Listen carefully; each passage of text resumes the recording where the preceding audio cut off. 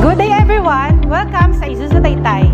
Today, i-review natin ang Isuzu Travis Utility Van. By the way, ito nga palang body ay gawang Sentro.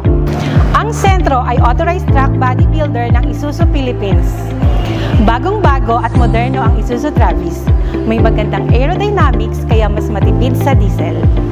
Maluwag ang cabin para sa 3 tao at may built-in entertainment system.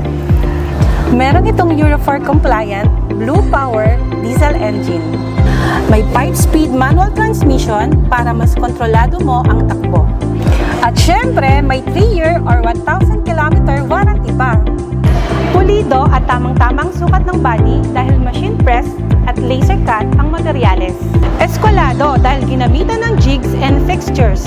Nag-undergo sa metal treatment at oven bake painting process, kaya mas kapit na kapit at smooth ang pintura.